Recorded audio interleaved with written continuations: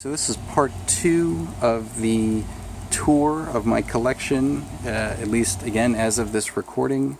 I just want to preface this by saying that, I do count my blessings that I am fortunate enough to have a collection this large and that I get to play with all kinds of, different cars that are really kind of cool and interesting. It's probably no secret to you guys or certainly obvious by this point, that the vast majority of my collection are vintage cars. Okay, cars made before 2000. Actually, most of the cars were made before 1995 or 96, because those were my formative years, right?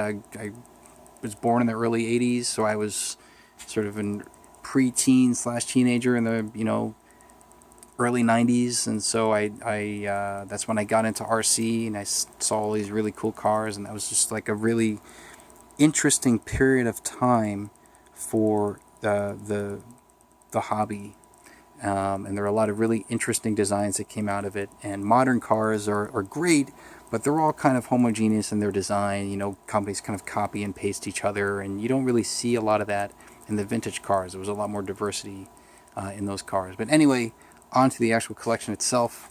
I did make a video of this basement when I moved into this house a couple of years ago. Not much has changed in terms of the architecture of the basement, but the collection has changed. So if we start up here, this is one of my more recent purchases. This is a Schumacher Storm 2000. That's a stadium truck that Schumacher made way back in the day. This is not new in box. It's an actual built truck, but it's in the box. This, I think I have in this box a Kyosho Inferno 10. I got a few of these, so there's one there, and I think I put another one in there. These are new in-box Kyosho Rampage Pros. So these were their Nitro stadium truck, 1/10 scale stadium truck from 1993. Basically a Nitro version of the Pro XRT. So if you convert these to electric, you have a mid-motor truck, which is what I have right here. This is a Rampage Pro electric conversion.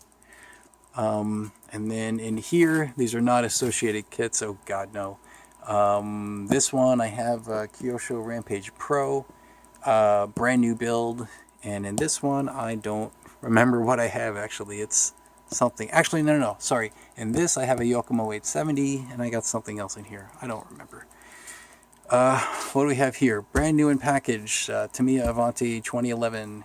Haven't touched it. 2 Tamiya Top Force re-releases. I'd like to build one of these one day as a runner maybe for Ronats. That'd be kind of cool. This is my original Super Axis radio. This is the one I'm using right now. And then over here, most of these are runners. Almost all of them are runners. But these 3 in particular are actually not runners right now. So this is a Yokomo 870 that I just finished building. I didn't make a build series of this because I've done a lot of Yokomo videos already. So, this is really nothing special. So I'm not actually sure what I'm going to do with that, because I'm certainly not going to make it a runner.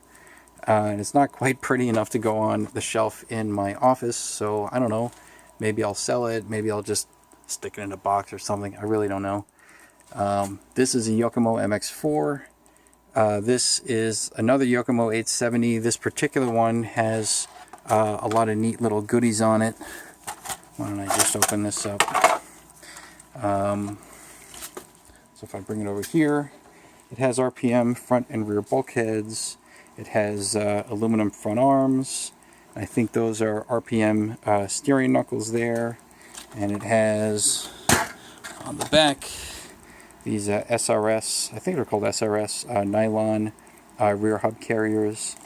This thing is basically almost indestructible, which is really good, as a runner.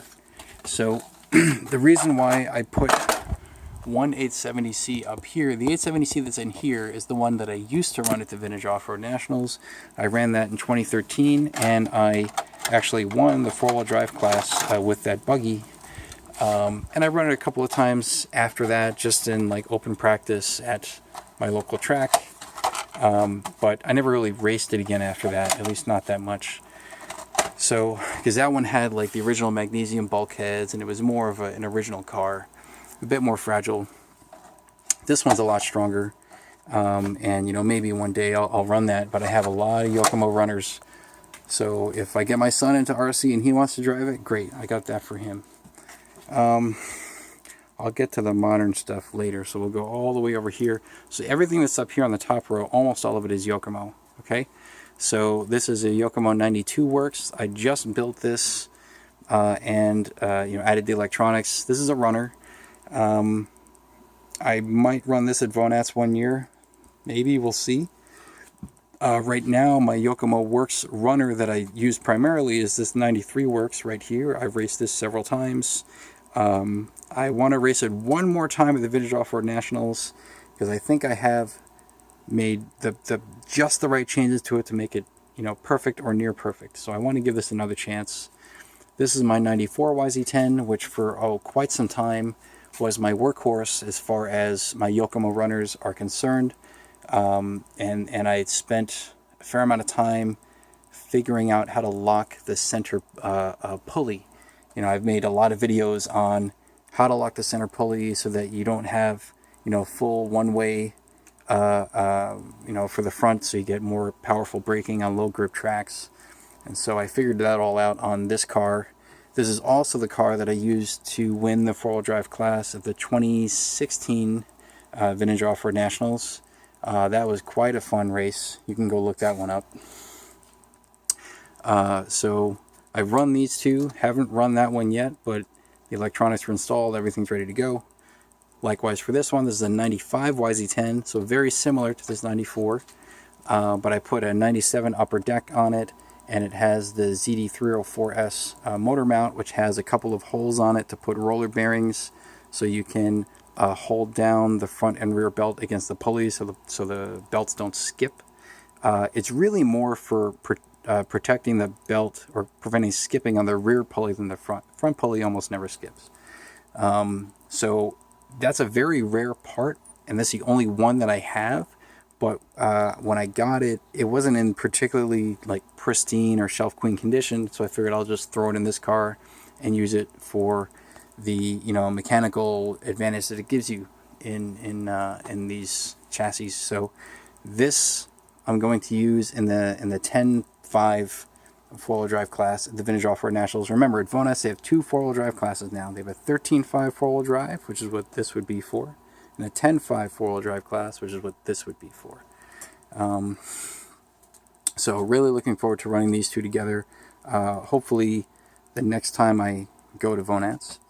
This is the only non-Yokomo on this row. This is a Tamiya Der Thrasher. I've used this in the classic class at Vonats a couple of times. Super easy to win with this car.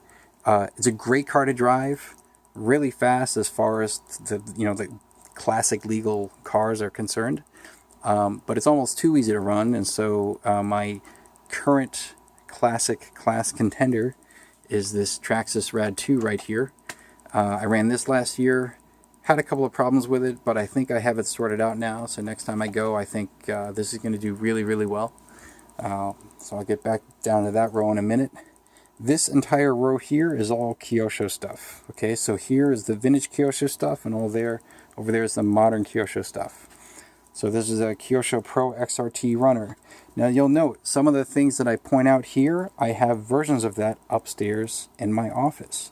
And that's part of my rule of thumb. I don't follow it 100%, but most of the time, if I can, I try to have a version of a particular car that I can have on display or new in box, so it's in pristine condition, so that I can have another version of it as a runner. Because when you go racing, you know, you tend to beat up the car, parts wear out, things like that. So, you know, I want to have something where I can kind of preserve the history, if you will, of that particular chassis or design. So I have a Pro XRT here, I have another one upstairs, right? And that one's in brand new condition. This one's also in very good condition. It's just, you know, it's a runner. I ran this at Vonats last year. It was really good until the track dried out. So I had to make some setup changes. Still trying to figure out if I want to run this one next time or this mid-motor Rampage Pro, Outlaw Rampage Pro truck They're both fantastic. And then this is the Kyosho Pro X. So basically these are the rear motor, buggy and truck. And then these two here are the mid motor, buggy and truck. This is the Rampage Pro electric conversion, right? So these are all basically variants of the Pro X platform, right? For those who understand a little bit about the lineage of these particular Kyosho cars. This mid-motor Kyosho is freaking amazing. You know, of all the vintage tool drive buggies I've ever played with, I really, really, really like this. I really don't have much of a reason to have any other vintage tool drive buggy other than maybe this Pro X, because that's a really cool car. I ran this twice so far at Vonats. I placed second in the tool drive class last year with that, and it's a beautiful car. I really, really like it. This here is a Kyosho Laser ZXRR with a bunch of hop-ups on it. I ran this in the 13.5 four-wheel drive class last year and easily won. And I made a couple of changes since then to make it jump better. So, you know, this is part of the problem. I have too many cars. I'm kind of spoiled for choice. Do I run this one in the 13.5 class next time, or this 93 Works? Both of them I want to bring back because I made changes to them to make them drive better. So, you know, over time, eventually I'll be able to cycle through them, everything all over again, so that I can really be happy with how I've, you know, set up everything and run everything and raced everything. But that one's definitely, you know, in queue for being run again at one of the next Vonats events. And then the last vintage Kyosho I have here is the Inferno 10 electric conversion. I did a build series on this. I did build series on a lot of these actually. But this one I spent a lot of time doing this conversion, probably more than I've done on any other electric conversion. I ran this last year at Vonats, and even though I won the four-wheel drive event with it, it was kind of, it wasn't a real win because the guy I was competing with broke out of the race, and I had to drive easy because the drivetrain was falling apart on this. So it wasn't a pure race win.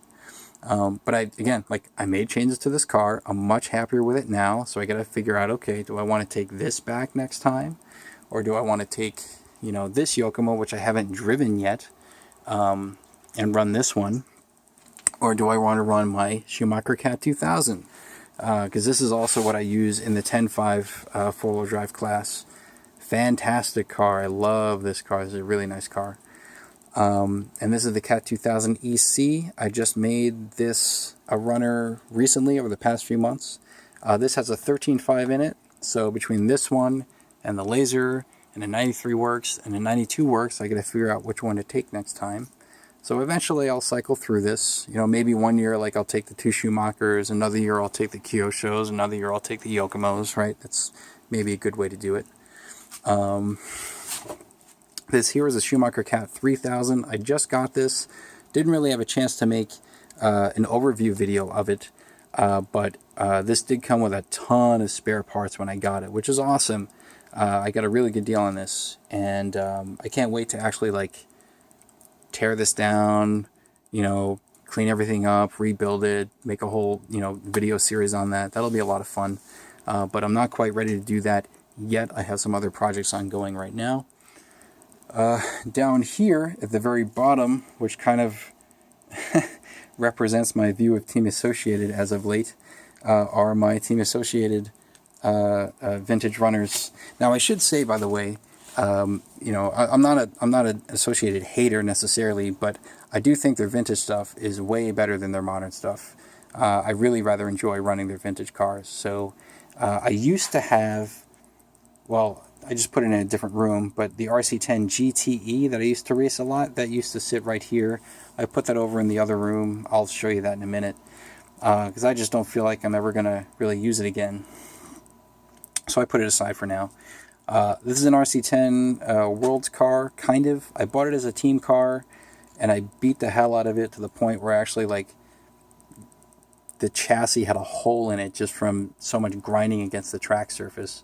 So I replaced the chassis with a World's car re-released chassis. And, you know, big bore shocks, hex rear wheel conversion, B4 rear hub carriers.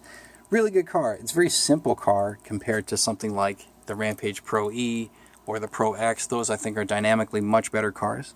But it's still a lot of fun to drive. It's a great car.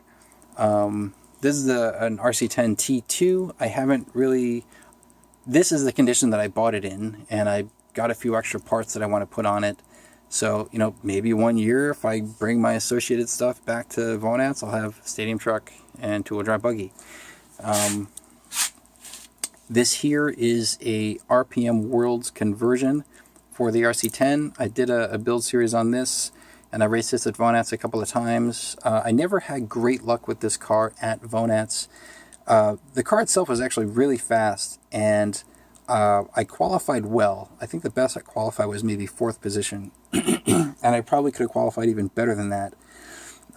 But at the time, I was having issues with the jumping performance on the car, and then when I got to the A-main, both years when I got to the A-main, I had electronics issues, glitching issues with the car, which is really strange. So I never really got the full potential out of this car. So I want to take this back again. And I did fix the jumping performance on this, which I made another video on of how to do that on this car. So I'm really excited to be able to take this back one day. But again, like dynamically speaking, these Kyoshos I think are better because they're lighter. This is a heavy car, and even though it jumps great and it handles great, it kind of feels heavy. Maybe not a bad thing if you're on a low grip track, but you know, no matter. It really is a really, really good car. I really like that car. This front wing, by the way, it was never meant to be serious. It's I put it there as a joke because at the time that I made this car is when people were starting to put front wings on their two-wheel drive buggies.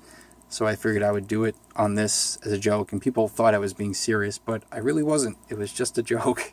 But it also does actually help to protect the front shock tower anyway, so I just left it on there. Now we have some of my monitor stuff confined to this little corner here. So at the bottom, these I took all the electronics out, but I'm just hanging on to them just in case one day I want to run them again. My B5M factory light and my B5 rear motor. Down here we have four-wheel drive short course truck, my Techno SCT 410.3. Great chassis. And then this is the, what is it, the EB48SL, the super light A-scale buggy. I only got to run that for a couple of races, but I had a great time with it. Even though I haven't run that in actually a couple of years, I decided that I was not going to sell it because I used to have an A-scale buggy before this that I had for a while, and then I sold it, and after I sold it, I regretted it because people were starting to run A-scale buggy again, electric buggy. So I figured if I hang on to it, then, you know, one day I'll run it again at some track somewhere, and it'll be fine. Okay, whatever.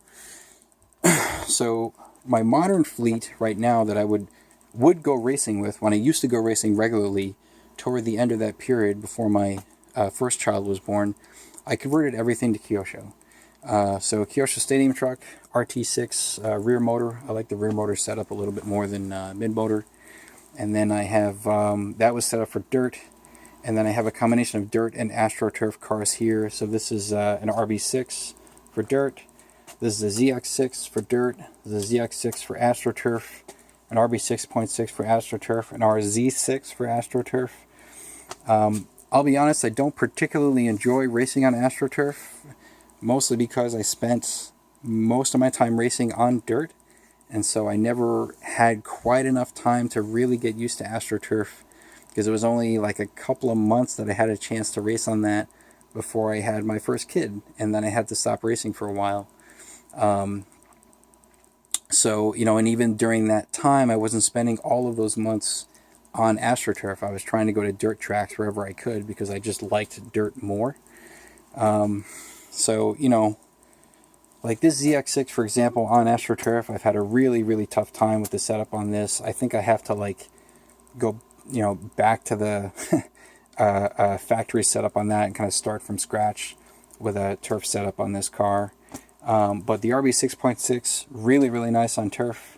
The RZ6 is okay, but it needs more time. I just haven't had enough time to really put into a good turf setup for those cars.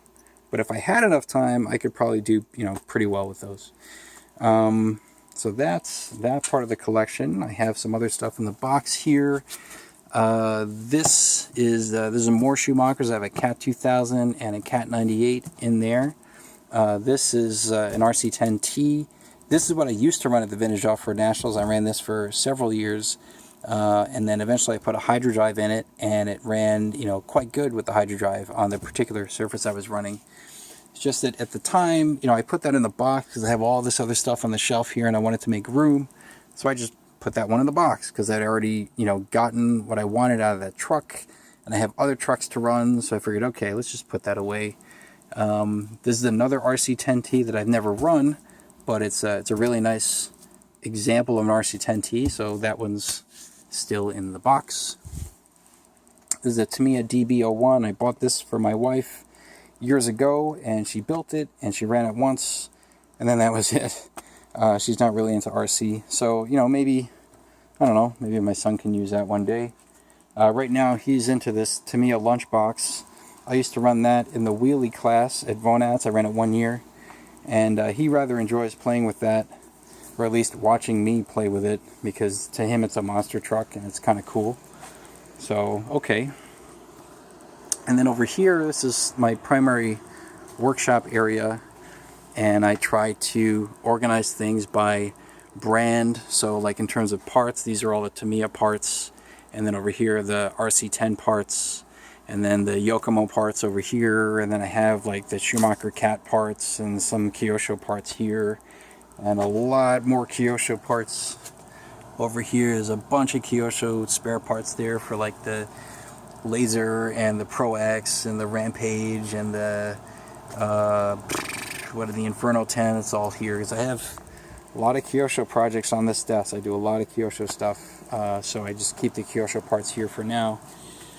And then, what else do I have? Up here, these are like unfinished projects. So this is a Traxxas Nitro Street Hawk. Is that what it is? Basically a Nitro buggy. This you can convert to a mid-motor 2-wheel drive buggy. So I started to do that, and then I kind of abandoned the project because I got involved in other projects. But I will get back to this one day. And this is the Traxxas Nitro Hawk. So this is like the buggy and truck pair. Again, you know, same chassis. It's just this is a truck version. You can make it mid-motor. So one day I'll get to this as well. Another Kyosho Laser. This is a ZXR Mark 1. Pretty good condition. It just, you know, like the belt is loose. So I want to tear it apart, give it a new belt, rebuild the diffs, all that stuff. So, you know, one day I'll rebuild that. There's another Kyosho Laser in here that I made, and this was in my cabinet upstairs, but a friend of mine wanted to reproduce a couple of the parts that I have on that car. So, you know, I went through the trouble of tearing that car apart and sending him the chassis and some other pieces for him to get reproduced. So when he sends those back, I'm going to put that back together and put that in the cabinet upstairs. Over here I have another Outlaw Rampage Pro. I got a couple of these. I picked up, I think, 2 of them in recent history, and I'm just tearing them apart and going through the gearboxes and other things, just trying to find like the best parts from all of those cars so I can put them all together into one decent build. So that's kind of what I'm working on right now over here. And then over on this side, what do we have? I was doing some Yokomo builds for a while, so I have some Yokomo parts here that I have to sort through and put away. But in the meantime, I have this Deakin RC10 mid-motor. This is a runner. It's not going to be a shelf queen. I plan on running this one day. So that's the project that's ongoing right now. I just made a build series video on that, or a part 1 on that a few days ago. And then I got, you know, other parts down here. Some of these are parts bins for Yokomo stuff, so I can clean up that Yokomo stuff over there. Others are, you know, various RC10 parts bins for that Deakin build. And others, it's just crap I have to clean up. There's another Yokomo MX4. That one is in not good condition. I bought it as a parts car, so I could tear that apart for parts for the other MX4. So that's what that one's for. And then what else do we have? All this stuff is just junk. It's just got to get recycled. Don't worry about that. Over here in this other room, we have, we could say these are the retired cars. That's probably a fair term. Not really much in here. This one was a team car, and I tore it apart with the intention of rebuilding it. And then I think I ended up taking the stealth gearbox from that and putting it in the Deakin mid-motor car that's in my office. This is a Tamiya Striker. This was actually my very first RC car. My dad got this for me for Christmas in 1993, I think. And this really, you know, set me on track to where I am today with this hobby. So, you know, this has certain sentimental value to me, even though it's, you know, not nearly as good of a car as all these other cars I have. But I hang on to it, and, you know, I made some modifications to it over time. This is the RC10 GTE that I used to run quite a lot. And I made some changes to it, and I got a whole, like, new J Consist body, and I painted it, and I mounted it, and I figured, like, right after I mounted that body, I was like, I don't really want to run this thing anymore, because I have other trucks to run. But again, like, if my son wants to get into this hobby, you know, maybe I can get him started on this truck, because it's, like, here, and, you know, I have everything I need for it. Down here, we have my B44. My RC10 B44. I had a real love-hate relationship with this four-wheel drive buggy. Dynamically, very good buggy. You know, it had certain, like, fundamental technical flaws, but overall it was actually a really good buggy. I ran it for years, but the parts quality was just dog shit. I spent so much money keeping this car running, even after just breaking parts and parts wearing out. And, you know, sometimes parts would break even though I did nothing wrong to them. They would just break because they were shit. So, yeah, definitely love-hate relationship with this car. And I've, you know, I retired this when I went to my Losi 22.4 and then eventually my Kyosho ZX6. So this sits here for now. This here is the Associated SC10 4x4. Four-wheel drive short course truck that came out in, I think, 2011. My wife got that for me for my birthday one year because I asked for it, and, you know, I ran it for a while, and I did okay with it, but it really it had a lot of flaws. I'll put it that way. I can go on forever about this truck and why it was problematic, but basically it had a lot of flaws. So once I got the Techno, I just put this thing aside. What else do I have down here? I think in here, or maybe one of these, I have a Tamiya F201. That was my very third RC car. That was their four-wheel drive Formula One chassis. This was from like the early 2000s, 2002, 2003. Kind of a cool car. Parts are really hard to find for that, certain parts. So I don't run it anymore. That's kind of it, really. Most of my collection, at least. I think I have a couple of cars in my bedroom closet because I have not much space anywhere else to store cars. Yeah, so plenty of projects ongoing, and I'm sure that over time, you know, I'm going to find new projects to work on. That's just kind of how it goes. And, you know, at some point I have to figure out what cars I want to sell because I got to make room for new projects. You know, so for example, like this Yokomo, you know, maybe I should get rid of this thing. Maybe the MX4, I just bought this, but maybe I should get rid of it because I, you know, don't imagine I'm gonna really drive it anytime soon. So, yeah, I hope you found this interesting, and, you know, to those of you who are getting into the hobby, you have my best wishes to acquire enough money so you can buy a collection this big. But yeah, okay. In the meantime, thanks for watching.